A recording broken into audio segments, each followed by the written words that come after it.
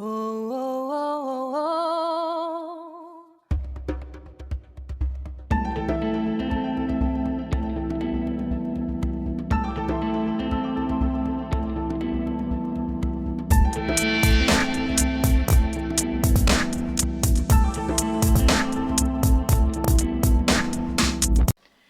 Bonjour à tous. Après les études sémantiques qui concernaient le chapitre 1 de la Genèse, nous allons nous pencher sur l'évangile de Matthieu et étudier ce texte, surtout étudier le sens de ce texte. Et pour cela, nous allons étudier les mots en grec ancien, les mots qui ont du sens, et on va redonner le véritable sens de chacun des mots pour pouvoir comprendre le texte.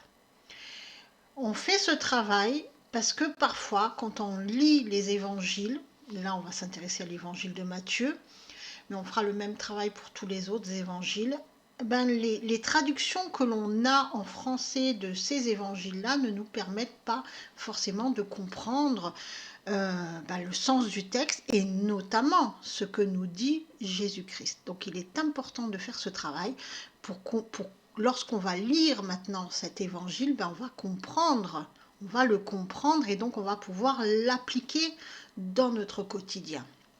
Mais d'abord, pour comprendre cet évangile de Matthieu, il nous faut comprendre qui était Matthieu. Et quand on va comprendre qui était Matthieu, on va comprendre la direction que donne Matthieu à son évangile, à qui il s'adresse, en sachant que tous les évangiles, bien sûr, se complètent. Donc parfois, on va aller chercher dans les autres évangiles et aussi dans la parole de Dieu qui est dans l'Ancien Testament pour vraiment donner le sens global de cet évangile et notamment comprendre ce que nous dit Jésus-Christ, puisque Matthieu nous rapporte les paroles de Jésus-Christ. C'est le plus important. Donc on va voir quelle direction donne Matthieu à son écrit, à son texte, ce qu'il veut nous montrer ou nous démontrer et à qui il s'adresse. Et bien sûr, pour cela, on va essayer de voir qui était Matthieu. Et Matthieu se fait connaître par ces deux noms. Matthieu le publicain, Lévis, fils d'Alphée. Et ces deux noms comportent sa personnalité, qui il était en vérité.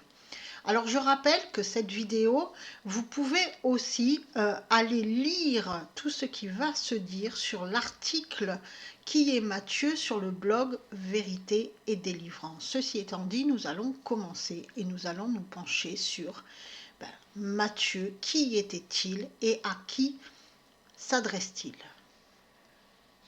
Commençons donc notre étude qui était Matthieu. En Matthieu chapitre 10 versets 2 à 4, nous lisons « Voici les noms des 12 apôtres. Le premier, Simon, appelé Pierre, et André, son frère, Jacques, fils de Zébédée, et Jean, son frère, Philippe, et Barthélemy, Thomas, et Matthieu, le publicain. Jacques, fils d'Alphée, et Thaddée, Simon le Cananite, et Judas l'Iscariote, celui qui livra Jésus. Ce sont les noms des 12 apôtres, des 12 envoyés, écrits par Matthieu. Dans ce texte, Matthieu se nomme lui-même Matthieu le publicain. Donc il donne quoi? Sa profession. Cette profession qui le définissait en tant que Matthieu. Dans certaines traductions, nous pouvons lire, au lieu de Matthieu le publicain, Matthieu le péager. Mais Matthieu possède aussi un autre nom, qui est donné en Marc chapitre 2, verset 14. En passant, il vit Lévi, fils d'Alphée, assis au bureau des péages. Il lui dit « Suis-moi ». Lévi se leva et le suivit. Ça, c'est l'appel que Jésus fait à Matthieu. Il s'agit donc de l'appel de Matthieu par Jésus-Christ, le Lévi, qui était assis au bureau des péages, c'est-à-dire le péager. C'est bien, il s'agit bien de Matthieu. Marc parle bien de Matthieu. Donc Matthieu est Matthieu le publicain ou le péager et Lévi, fils d'Alphée. Nous avons donc deux noms pour une même personne. Et comme l'on sait que dans la parole de Dieu, le nom définit la personne, on va analyser ces deux noms-là. Commençons. Matthieu le publicain. Matthieu en grec, c'est Mattaios. Ce nom est une translittération du nom hébreu Mattei, lui-même une abréviation du nom Matityahu, qui signifie littéralement don de Yahvé.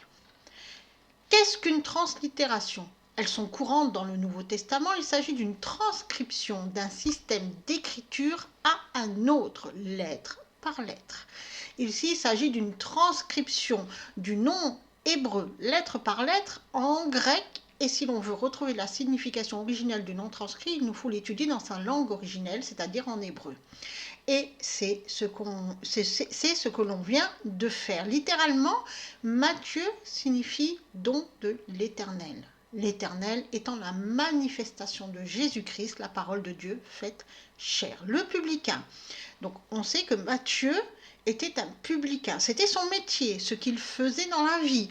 Du temps de Jésus-Christ, le publicain était quelqu'un qui était chargé de récolter les impôts pour les Romains. Alors c'est pour cela qu'il était péagé, c'est-à-dire qu'il officiait à un péage. Tout le monde devait s'arrêter là et payer l'impôt. Celui qui voulait devenir publicain devait appartenir à un ordre romain appelé l'ordre équestre.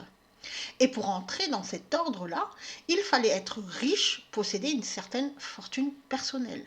Les Romains, avant d'accepter la candidature d'un homme, vérifiaient que ce dernier possédait une certaine somme d'argent, et cette somme d'argent devait être plutôt conséquente. Donc Matthieu était riche et il s'enrichissait par ce métier de publicain, car c'était bien payé par les Romains. En Matthieu chapitre 9, verset 9, nous lisons « De là, étant allé plus loin, Jésus vit un homme assis au lieu des péages et qui s'appelait Matthieu. Il lui dit « Suis-moi ». Cet homme se leva et le suivit. Il s'agit de l'appel de Matthieu par Jésus qui nous est aussi raconté par Marc. Et nous remarquons que Matthieu ne se nomme pas Lévi lui-même, Lévi fils d'Alphée, comme le fait Marc lorsqu'il raconte le même événement. Matthieu est assis au lieu des péages, donc il confirme qu'il était bien publicain et il collectait les impôts pour les Romains et son péage se situait au niveau de la mer de Galilée. À cette époque, les Romains avaient institué un impôt pour tous les poissons qui étaient pêchés sur les bords de la mer de Galilée et qui étaient pêcheurs justement à cet endroit. Pierre, André, Jacques et Jean. Jacques et Jean, les deux fils de Zébédée, comme on peut le lire en Matthieu chapitre 4, versets 18 et 21. Donc, ces quatre apôtres-là, qui étaient pêcheurs de métier, connaissaient Matthieu puisqu'ils payaient régulièrement leurs impôts à Matthieu. Pour le juif de l'époque, être publicain lorsqu'on était de lignée juive était vu comme une véritable trahison de son nom. Le publicain était considéré comme un collaborateur actif de l'occupant païen qui était le Romain. Et donc, le juif qui faisait sa demande pour devenir publicain était aussitôt renié par sa famille. Donc son père le reniait de la lignée et il n'appartenait plus à la descendance juive et n'avait plus aucun héritage parmi les juifs. Le publicain était vu comme quelqu'un de peu fiable, à qui l'on ne peut faire confiance, sans scrupule, qui a préféré collaborer avec l'ennemi plutôt que de garder les traditions familiales. Donc Matthieu était seul. Sa famille ne le connaissait plus. Il n'avait plus aucun contact avec les membres de sa famille. Son père, sa mère l'avaient renié. Il était riche, certes, mais lui-même avait renié son héritage. Or, cela ne colle pas avec son nom de Matthieu qui signifie don de l'Éternel. Il y a ici une incompatibilité avec ces deux désignations. Continuons avec le deuxième nom de Matthieu rapporté par Marc. Donc Lévi, fils d'Alphée. Lévi, c'est Léuïs dans le texte grec qui vient donc du nom hébreu Lévi, nom qui signifie littéralement attachement et qui désigne la tribu des serviteurs de l'Éternel. La tribu de Lévi avait été choisie par l'Éternel pour le servir dans l'office. Les Lévis étaient considérés comme l'héritage de l'Éternel, les premiers-nés offerts à l'Éternel. Les Lévites sont ceux qui sont attachés à Dieu. Donc Matthieu est un Lévite et pourtant il est publicain. Donc tout en étant attaché à Dieu spirituellement, Il s'est attaché aux Romains, ou plutôt à l'argent, à un métier confortable dans le monde. En esprit, Matthieu était attaché à Dieu, mais dans le monde, il était attaché à sa position sociale. En vérité, Matthieu était dans une situation inconfortable. Il ne faisait pas ce à quoi il aspirait. Il était exactement dans la position décrite en Romains, chapitre 7, verset 19 par l'apôtre Paul, « Car je ne fais pas le bien que je veux, et je fais le mal que je ne veux pas. » Matthieu était attaché au monde, mais spirituellement, il aspirait à être attaché à Dieu. Et Matthieu était un homme instruit, qui avait reçu un enseignement de la Torah, comme tous les Lévites, enseignement renforcé par sa position de Lévite. On lui avait appris à servir Dieu. Donc Matthieu connaissait parfaitement les Écritures, il connaissait parfaitement les coutumes juives et il connaissait parfaitement l'hébreu. Il connaissait sa position de Lévi, mais s'était attaché au monde et ne savait pas comment faire pour s'en détacher, pour devenir qui il était en réalité, qui il était en vérité, l'être que Dieu a créé à son image et à sa ressemblance. Donc, il était à l'intérieur de lui-même divisé. Fils d'Alphée, Alphaios en grec, c'est un nom propre qui est la translittération du mot hébreu chez les filles, qui signifie qui change souvent, instable, éphémère. Matthieu était instable et il était dans une position qui ne lui allait pas, une position inconfortable, et il se battait contre lui-même, contre ce qu'il était en vérité. Comment Matthieu s'est-il sorti de cette situation inconfortable et comment est-il devenu stable et posé, l'apôtre que nous connaissons, l'envoyé que nous connaissons? Tout simplement en suivant Jésus-Christ.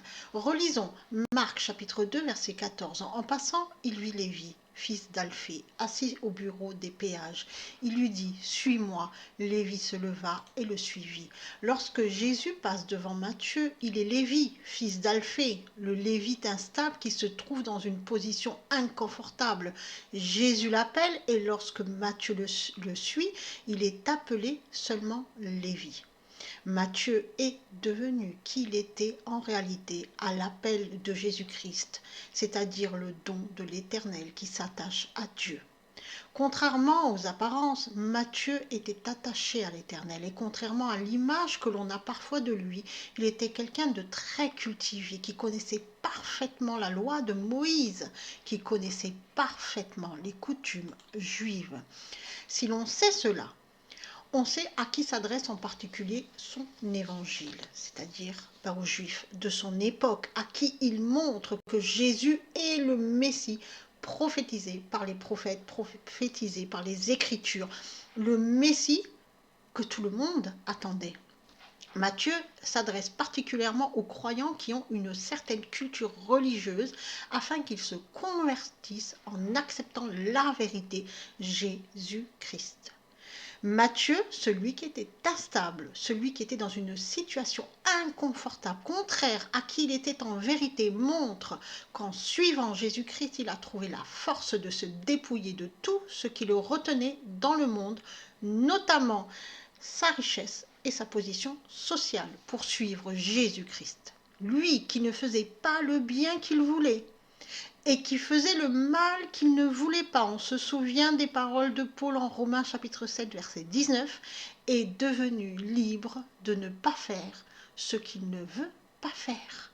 C'est la grâce de la conversion, c'est la véritable liberté.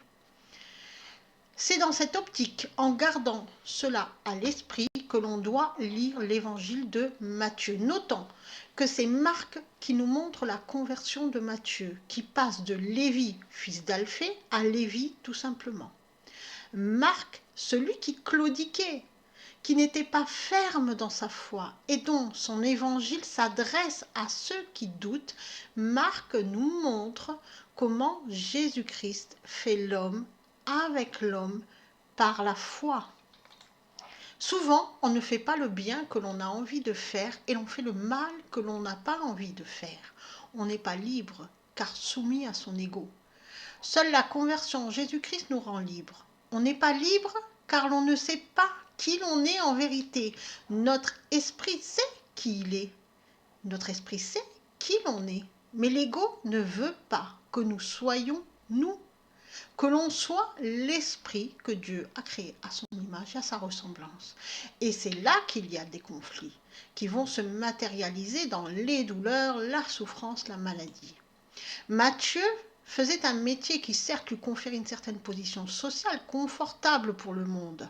Matthieu était riche, mais il n'était pas heureux.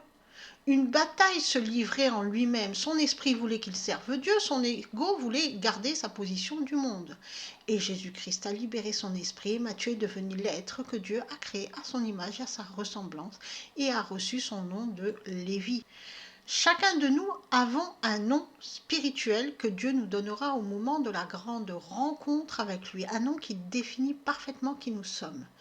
Et les attributs de notre nom se trouvent dans le nom de notre ange gardien. Pour découvrir qui est votre ange, rendez-vous à cette page, votre plan, votre ange gardien sur le blog Vérité et Délivrance, afin de découvrir qui vous êtes en réalité, quelles sont les qualités, les attributs que Dieu a gravés dans votre ADN pour que vous soyez à son image et à sa ressemblance. Avant de se quitter, une dernière petite remarque. Avez-vous noté qu'en Matthieu, chapitre 10, versets 2 à 4, Jacques est aussi appelé fils d'Alphée? Relisons ensemble ce petit passage. Voici les noms des 12 apôtres. Le premier, Simon, appelé Pierre, et André, son frère. Jacques, fils de Zébédée, et Jean, son frère. Philippe et Barthélemy, Thomas et Matthieu le publicain, Jacques, fils d'Alphée, et Thaddée, Simon le Cananite et Judas l'Iscariote, celui qui livra Jésus. Il s'agit de Jacques le mineur. C'est lui qui est appelé Jacques, fils d'Alphée. On peut supposer que Matthieu et Jacques étaient frères, mais que Matthieu n'a pas voulu souligner son lien avec Jacques car ce dernier ne le considérait plus comme son frère, parce que Matthieu était devenu un collaborateur, un publicain. Et donc Matthieu voulait souligner cela puisque en Jésus-Christ, tout le monde s'est réconcilié. C'est pour cela que l'on a dans le texte de Matthieu cette précision de Matthieu le publicain et suivi de Jacques, fils d'Alphée. Cela pour souligner que Matthieu, parce que publicain, avait été renié de son père et donc même de son frère. Donc toute la famille finalement l'avait renié. Il était redevenu beaucoup plus tard fils d'Alphée avec sa conversion et nous pouvons espérer ainsi que les liens fraternels en Jésus-Christ ont pu être reconstruits. Cela, les évangiles ne nous le disent pas, ne nous permettent pas de nous avancer sur ce point, mais comme la grâce de Dieu s'opère partout et en tout, on peut l'espérer. Soyez bénis.